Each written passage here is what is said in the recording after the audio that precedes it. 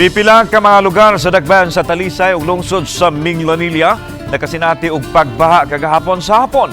Ang live report ni Femari Dumabok. Fem.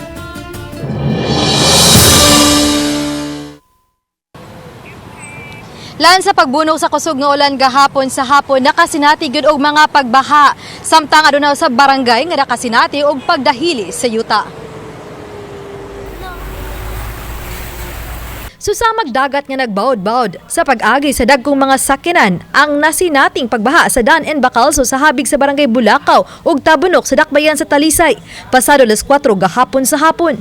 Matod sa netizen nga si Benjamin Pamat nga sakay siya og bus padung sa Cebu City gahapon dihang nahitabo ang kahuot sa trapiko. Sa pag-abot sa maong lugar nga gibahaan, nipugos gyud sa pag-agi ang gisakyang bus. Makita usab ang daghang mga tinun-an og trabahante nga miubog usab sa baha aron lang makauli. Samtang ubang mga mulupyo nalingaw sa pagtaak sa baha.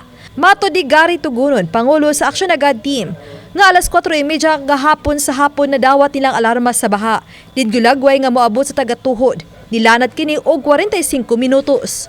Karon mga tao naron diri ma'am sa Bulacau kanina puntang ng limpyo midaan amo tong ipang suod ang katong mga manol nga mga mga baha katong ipang baha kapon ipang suod na mo niya.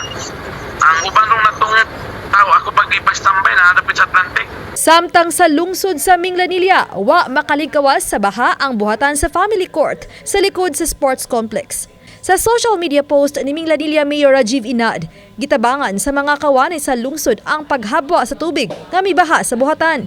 Gisanapan usab sa baha ang National Highway sa Barangay Kalahuan ug Pakigni.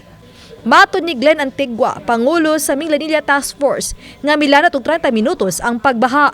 Itong Siguan sa Cebu City, nag-ongoing sa plugging diri sa ato ang area kay mo may instruction ni Mayor nga dapat man atong ikuan nga let's be proactive sa ato ang area kay dapat bita magawa nga mahaon pa. Kadto lang gitay kusog siya kay ang drainage, existing drainage wala siya nakaato kay wala pa mo siya nasumpay sa bag-o na to drainage. Nakuha sa bug video ang pagsaka sa tubig sapa sa Puro Kalachuchi Upper Pakigni. Hinon matod sa uploader nga si Mish Lapot, wala ra hinuon kini nakasud sa ilang mga balay.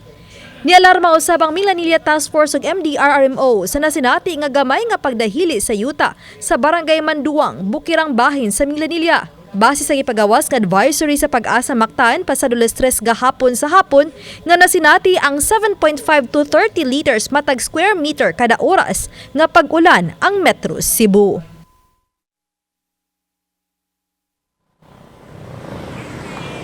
Lang gihimo sa Minglanilla Command Center mao pagpangita og laing agianan alang sa mga light vehicle kun adunay masinati nga laing pagbaha diha sa National Highway kini ron kalikayan pa ang paghuot sa dagan sa trapiko.